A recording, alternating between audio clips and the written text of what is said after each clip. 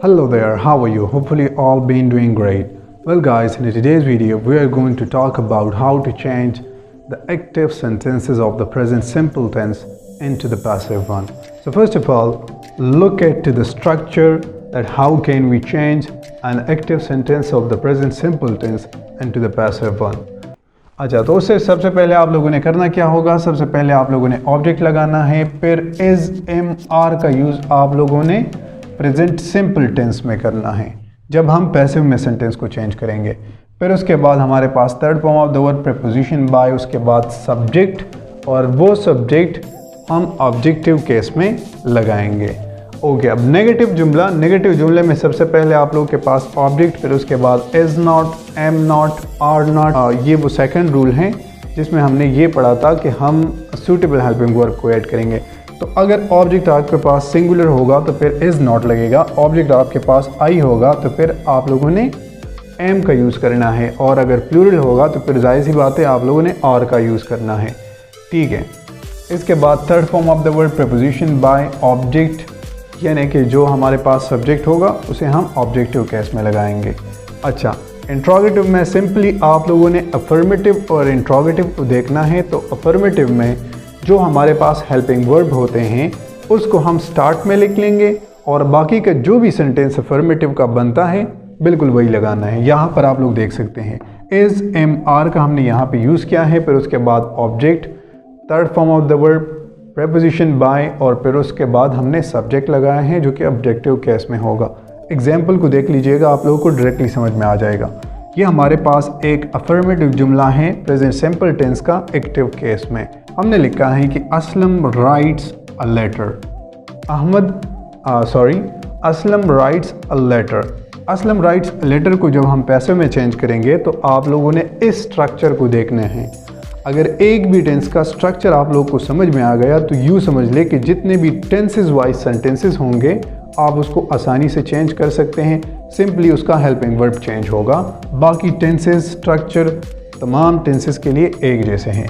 यहाँ पर आप लोगों ने अब इस स्ट्रक्चर को देखते हुए इस सेंटेंस को चेंज करना है। तो सबसे पहले हमारे पास क्या लिखा हुआ है कि ऑब्जेक्ट जो हम सब्जेक्टिव केस में लगाएंगे, लेकिन इसमें अ लेटर ऑब्जेक्ट हैं, चूँकि इसका सब्जेक्टिव और ऑब्जेक्टिव केस दोनों एक जैसे हैं, लिहाजा हमने यहाँ पर ऑब्जेक्ट को लगा लिया है जो हमारे पास क्या है, अ लेटर हैं। फिर यहाँ पर हमारे पास सेकंड रूल ये था कि सूटेबल हेल्पिंग वर्ब। तो सेकंड रूल को देखते हुए यहाँ पर हमने इसके बाद, चूँकि अ लेटर सिंगुलर है लिहाजा इसके बाद हमने हेल्पिंग वर्ब इज़ लगा लिया है। फिर इसके बाद हमारे पास क्या है, third form of the verb, write, wrote और रिटन। रिटन जो है ये राइट का थर्ड फॉर्म है, लिहाजा हमने यहाँ पर रिटन लगा लिया। फिर उसके बाद प्रीपोजिशन बाय, और फिर उसके बाद हमने क्या लगा लिया है, सब्जेक्ट को लगा लिया है ऑब्जेक्टिव केस। क्योंकि ये भी हमारे पास एक नाउन है, सब्जेक्टिव और ऑब्जेक्टिव केस दोनों में एक जैसा है, लिहाजा हमने यहाँ पर इसे असलम ही लिखना है। स्ट्रक्चर आप लोगों के पास हैं। यहाँ पर आप लोगों ने नेगेटिव में सिंपली इसी जुमले के साथ इसके बाद नॉट लगा देना है, तो ये नेगेटिव में चेंज हो जाएगा। और जब आप अफर्मेटिव जुमले के स्टार्ट में इसका हेल्पिंग वर्ब लगा लोगे तो ये आपके पास इंट्रोगेटिव सेंटेंस में चेंज हो जाएगा।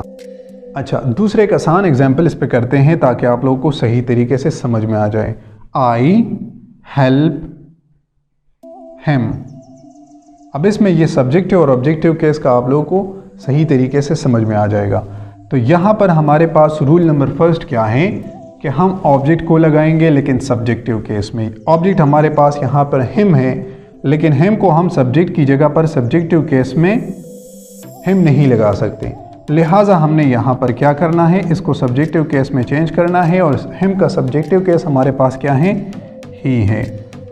अच्छा, अब इसके बाद हमने हेल्पिंग वर्ब को लगाना है, ही, चूँकि हमारे पास सिंगुलर है और प्रेजेंट सिंपल में हमने रूल पढ़ा है कि हमने इसके बाद सूटेबल हेल्पिंग वर्ब को लगाना है। तो सूटेबल हेल्पिंग वर्ब क्या हुआ, वो इज़ हुआ।